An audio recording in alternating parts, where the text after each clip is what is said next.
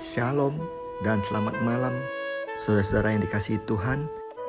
Firman Tuhan pada saat ini berjudul Waspada terhadap penyesatan iblis.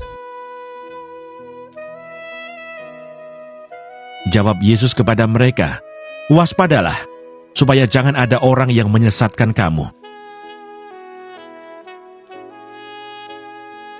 Sebab banyak orang akan datang dengan memakai namaku dan berkata, 'Akulah Mesias,' dan mereka akan menyesatkan banyak orang." Saudara-saudara yang dikasihi Tuhan, tentu kita semua sudah mengetahui tentang legenda kuda Troya. Ketika orang Yunani tidak dapat merebut kota Troya, dan bahkan setelah melakukan pengepungan selama 10 tahun, maka mereka akhirnya menggunakan suatu tipu muslihat yang sangat-sangat cerdik sekali. Tentara Yunani itu berpura-pura berlayar pergi dan meninggalkan sebuah kuda kayu yang sangat besar yang berongga di pantai sebagai hadiah kemenangan yang nyata yang diberikan kepada orang-orang Troya. Namun, hadiah tersebut sebenarnya telah diisi dengan beberapa prajurit yang bersenjata. Sinon, seorang prajurit Yunani, adalah satu-satunya sukarelawan yang tertinggal di kota Troya dan menjadi mata-mata di dalam Troya tersebut. Orang-orang Yunani berpura-pura berlayar pada saat itu, tetapi telah berencana untuk kembali di bawah naungan malam. Kemudian Sinon memberitahu kepada orang-orang Troya bahwa kuda kayu yang besar itu adalah pemberian kepada dewa Athena mereka untuk menebus perbuatan-perbuatan yang jahat orang-orang Yunani terhadap kota Troya tersebut. Dia kemudian membujuk orang-orang Troya untuk membawa kuda kayu yang besar itu ke dalam tembok kota dengan iming-iming bahwa kuda itu akan secara ajaib membuat Troya tidak akan pernah terkalahkan. Malam itu, Sinon melepaskan pasukan yang bersembunyi di dalam kuda kayu yang besar itu.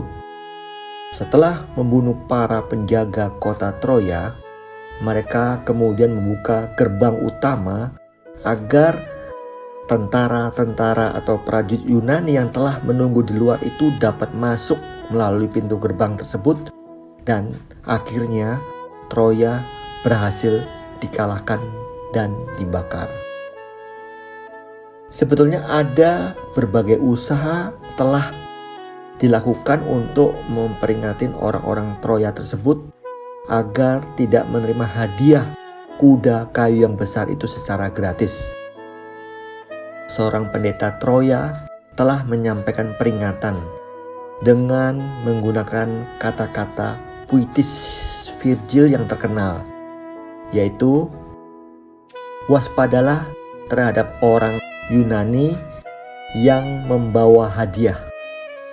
Tetapi ia malah dicekik mati sebelum penduduk kota Troya mendengarkannya dan mempercayai peringatannya. Seorang sejarawan modern berpendapat bahwa kuda itu mungkin awalnya adalah alat untuk pemukul tembok kota Troya. Yang lain berpendapat bahwa gempa bumilah yang menyebabkan kerusakan pada tembok kota sehingga memudahkan tentara Yunani memasuki kota tersebut.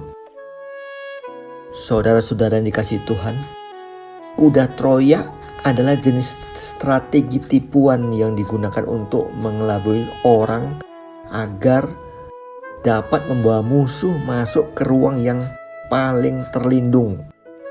Seperti saat zaman sekarang ini membuka file komputer atau menginfeksi hard drive kita semua. Kuda Troya adalah ilustrasi yang sangat jelas atas pekerjaan setan yang berusaha menipu banyak orang sebelum Tuhan Yesus datang kembali. Tuhan Yesus telah memperingatkan kita bahwa di hari-hari terakhir, yaitu di mana kita hidup saat ini, bahwa banyak orang akan datang dengan memakai namaku dan berkata, "Akulah Mesias," dan mereka akan menyesatkan banyak orang.